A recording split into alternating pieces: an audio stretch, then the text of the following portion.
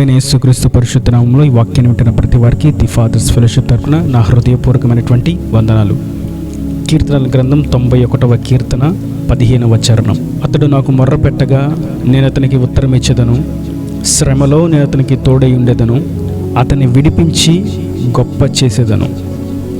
శ్రమలో నేను అతనికి తోడై ఉండేదను, అతన్ని విడిపించి గొప్ప చేసేదను.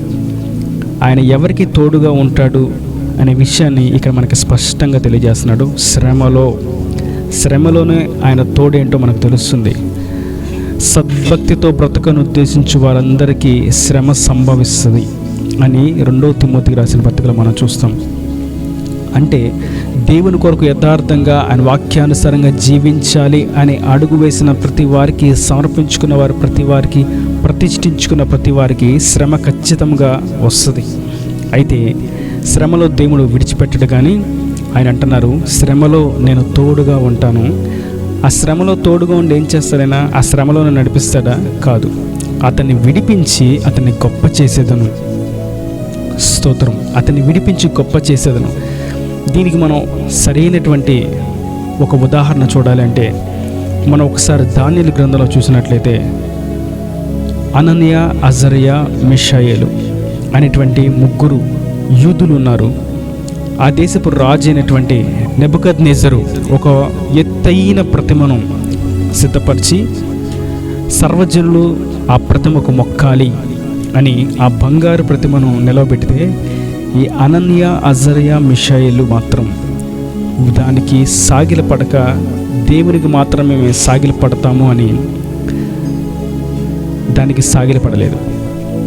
అయితే ఆ విషయాన్ని రాజుకు తెలియజేశారు అక్కడ ఉన్నటువంటి అధికారులు.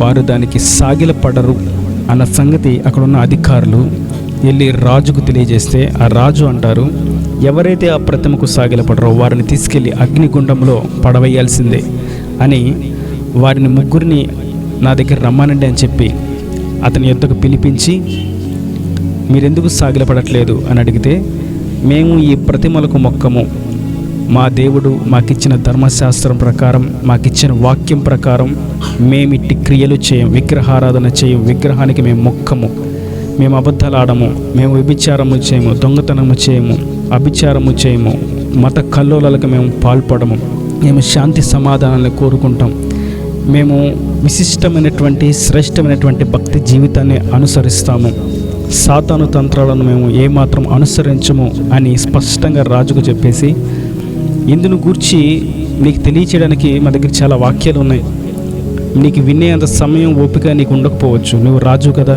విన్నా వినకపోయినా దీని గురించి మేము బాధపడాల్సిన అవసరం మాకు లేదు. ఈ మండుచున్న అగ్నిగుండం నుండి మా దేవుడు మమ్మల్ని విడిపించగలడు. మా దేవుడు అంత శక్తిమంతుడు. ఒకవేళ విడిపించకపోయినప్పటికీ మా ధర్మశాస్త్రం ప్రకారం మేము ఆయనను మాత్రమే అనుసరిస్తాం. మా దేవుడు సత్యవంతుడు, అది మాకు తెలుసు, మేము ఈ పని చేయము అని ఖండితంగా రాజుకి ఎదురు సమాధానం చెప్తే, రాజుకు కోపం వచ్చి, అగ్ని మండుతూ ఉంటే మండడం కాదు కానీ 7 అంతలు ఇంకా ఎక్కువ చేయండి అని చెప్పి 7 అంతలు వేడిమిని అధికము చేయగా దానిలో ఈ 3 వేసేయండి అని రాజు ఆజ్ఞ ప్రకారం అక్కడ ఉన్నటువంటి బంట్రోతులు తీసుకెళ్ళి వారి 3 అగ్నిగుండంలో వేస్తే, వారిని వేయడానికి వెళ్ళినటువంటి బంట్రోతులు ఆ వేడిమి తట్టుకోలేక అక్కడ హత్తులినట్లుగా మనం చూస్తాం. ఆ మనుషులు అగ్నిజ్వాలల చేత కాల్చబడి చనిపోయారు. ఎవరో ఆ మనుషులంటే ఆ 3 వ్యక్తుల్ని తీసుకొని అగ్నిగుండంలో పడవేయాలి అని వెళ్ళిన ఆ మనుషులు చనిపోయారు. అయితే షద్రకు, మెషకు, అబేద్నెగో అనగా అననీయ, అజర్యా, మిషాయేలు వీరు 3 మరి అగ్నిగుండంలో కాలిపోలేదా? ఎస్, కాలిపోలేదు. వారిని కాల్చివేయడానికి అగ్ని ఎంత ప్రయత్నం చేసినా దేవుడు చేసింది ఏంటంటే అగ్ని బలాన్ని ఆయన చల్లార్చాడు. అగ్ని బలమును సైతం ఆయన చల్లార్చి వేశాడు. కారణం ఏంటంటే ఆ అగ్నిని సృష్టించిన వ్యక్తి ఎవరో, ఈ భూమి ఆకాశాలను సృష్టించిన వ్యక్తి ఎవరో, ఆయనే సాక్షాత్తు వారి మధ్యకు వచ్చి వారి మధ్యలో నిలబడితే, అగ్నిని సృష్టించినటువంటి సృష్టికర్త వారి యొద్దకు ఆయనే వస్తే ఏం చేస్తుంది? దేవుణ్ణి కాల్స్తుందా? ఆయన వస్తే అది సాగిలపడింది.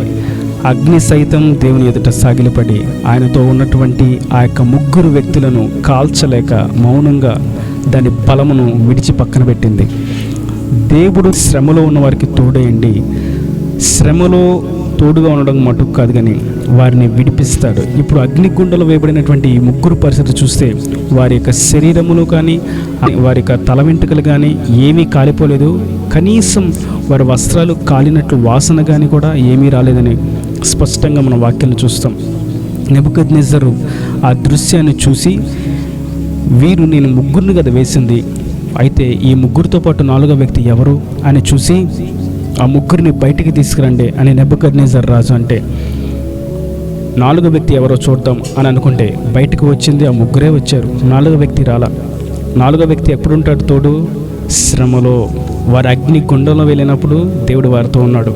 అగ్నిగుండంలో నుండి బయటకు వచ్చినప్పుడు ఆయన వారితో లేడు. అంటే దాని అర్థం ఆయన వారితో లేడు అంటే ప్రత్యక్షంగా ఆయన కనిపించేలాగా అనన్య అజర్య మీషాలకి దేవుడు తోడుగా ఉన్నాడు. వారు విశ్వాసం ఉంచారు, ఆయనను ఎప్పుడు కనులారా చూడలేదు. అయితే వారు ఎప్పుడైతే శ్రమలోకి అగ్నిలోకి వెళ్ళారో దేవుని కనులారా చూడగలిగారు. దేవునికి స్తోత్రం.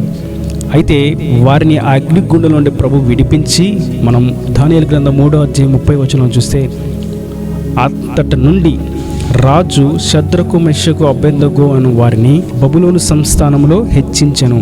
షద్రకు మెషకు అబేద్నెగో అనగా అననీయ, అజర్య, మిషాయేలు. వీరిని సంస్థానంలో హెచ్చించారంట. ఇప్పుడు దేవుడు వాక్యం, శ్రమలో నేను అతనికి తోడై ఉందును, అతన్ని విడిపించి గొప్ప చేసేదను.